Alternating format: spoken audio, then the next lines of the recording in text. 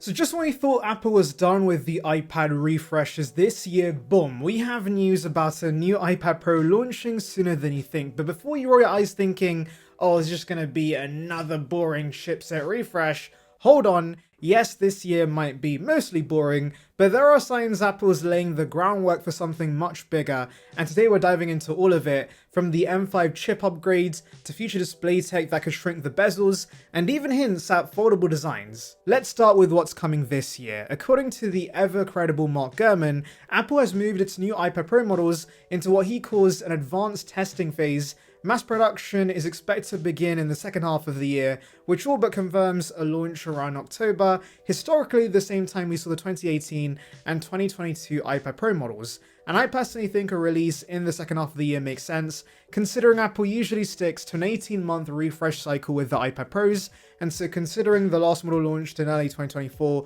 a late 2025 release for this new model makes sense. Now don't expect fireworks with this new model. The current iPad Pro, the one that launched early in 2024, was already a huge leap forwards. We got a redesigned chassis, OLED displays, better color accuracy, deeper blacks, the works. So this upcoming model, yeah, it's a spec refresh, but it is slightly more interesting than typical spec refreshes because the M5 is expected to be built on TSMC's M3P process, their third generation 3nm nodes. This means better performance and better power efficiency over the M4. Now I know you're probably thinking, wasn't the M4 already really good? You'd be right, the M4 is ridiculously fast for a tablet, even overkill for most users, but with iPadOS 26 bringing real multitasking changes that will now let you take advantage of the performance these chips have, I'm sure there are those who appreciate the better performance the M5 offers, even if they make up a very small percentage of overall iPad users. We'll probably see the standard 20% year-over-year gain, and most users probably won't feel that performance boost unless you're doing serious video editing or running a bunch of pro apps, but I won't complain that Apple's making their products faster. But just when you're thinking this might be the most boring iPad Pro update ever, there is a twist. New reports out of Korea, specifically from the LX, suggest Apple's seriously exploring a shift in display tech for future iPad Pro models. Now, it's not specified if these display upgrades are coming to the M5 model, since future models can apply to any iPad Pro launching in the future. But let's delve into the leak first, and then I'll explain if it's likely to come to this year's iPad Pro or not. So here's the deal. Apple's looking into chip-on-film or COF technology provided by LG Innotek. Now that might not sound very exciting, but this little change could result in much slimmer bezels and more compact designs without sacrificing screen size. Let me break it down. COF lets manufacturers attach display driver chips directly to the screen using heat compression on a flexible film. These chips are what controls the pixels, and this new method allows them to be placed closer to the screen's edge. Less dead space means thinner bezels, which means you get more screen with the same sized iPads. That's pretty great. You know what else would be great? If you take a minute to click that subscribe button, so do it now. It's free and will bring you the latest about Apple right to the subscription box, so please consider it. Join the Surround Bite gang now. This shift wouldn't just be about aesthetics either. The tighter integration could potentially lead to more efficient signal processing, which in turn could mean better battery life. Though knowing that Apple strictly stuck to 10 hours of battery life on all iPads since the OG model, I doubt they'll be improving the endurance in a meaningful way anytime soon. Now here's something we don't often talk about, supply chains, but in this case it is important. Currently Apple relies exclusively on Samsung system LSI for the display driver ICs in the OLED iPad Pro, but now they're evaluating LX Semicon, whose driver IC would pair with LG COF tech. A decision on whether to greenlight these components is expected this month, and I know that's a lot of jargon, but if approved, this would mark a pretty big shift. Not just technologically, but strategically. It would mean Apple's diversifying its suppliers, reducing its reliance on Samsung, and possibly driving down component costs through competition. Now, does that mean Apple's going to pass the savings on to us?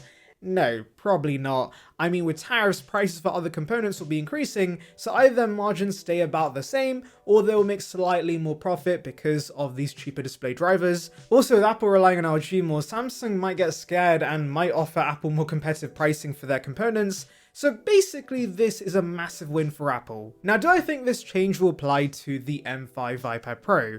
I don't think so. I know people would love to see slimmer bezels and even bigger displays on the iPads, but do remember that we just got a redesign with the M4 model, and those did get slightly slimmer bezels. I don't think Apple would give us any design tweaks just yet. Apple doesn't redesign their iPads very often, so expect these slimmer bezels for the model after, at least that's my assumption, but I could be wrong. So what else could Apple be cooking up with this year's model? Well, not much, honestly. There's a chance, a slim one, that we see RAM bumped up to 16 gigs by default, especially since Apple now ships all M4 Max with at least 16 gigs. That would make sense if iPads continue evolving as laptop alternatives, and again with the multitasking changes on iPadOS 26, additional RAM would be nice. There's also the possibility of Wi-Fi 7 support, which would be a nice little future-proofing upgrade. But other than that, guys, there's not much. I would not expect new colors, by the way, considering Apple thinks the iPad Pro should not get fun colors. And ever since 2018, every new iPad Pro has only come in space gray or silver. This is very much a tick year for the iPad Pro, a minor refresh meant to keep the lineup current and justify the premium pricing. Kinda like what Apple did with the M3 iPad Air, same design but new chipset, and honestly, considering the price is likely gonna stay the same, I guess I can't complain. Alright, let's address the million-dollar question. Should you buy the M5 iPad Pro when it drops later this year, or wait for future upgrades? Honestly, it depends. If you have an M4 iPad Pro, you're fine. You're more than fine. You're not going to be missing out on anything with the M5, except bragging rights and maybe a bit more efficiency. The M4 is still ridiculously overpowered for what iPadOS allows today. If you're using an older iPad Pro, especially a pre-M1 model, then the jump to M5 could actually be worth it. You get OLED, a thinner and lighter design, and a chip that's several generations ahead. But here's the move I would suggest, guys. Wait until the M5 comes out, and then buy the M4. Apple doesn't always drop prices officially, but resellers and third-party retailers absolutely do, and the M4 will become a very good deal when the M5 hits. But don't sleep on what's coming after. DigiTimes has separately reported that LX Semicon's entry into Apple's supply chain is indeed tied to the iPad Pro, further confirming that these display changes are likely for the higher-end iPads. But even more interesting is what's being rumored down the line. By 2027, we could see a foldable iPad Pro with an 18.8-inch display. Let that sink in for a second. That's bigger than the 16-inch MacBook Pro when unfolded. Whether this folds vertically like a book or horizontally like a clamshell is still unclear, but either way, it sounds like Apple's taking the foldable market seriously at last. And it's not just a screen that's evolving. Apple's working on bringing its own 5G modems to the iPads, which could finally free them from Qualcomm's grip. We saw the C1 come to the iPhone 16e, and that did bring some efficiency improvements, so it would be nice to see that with the iPad Pro.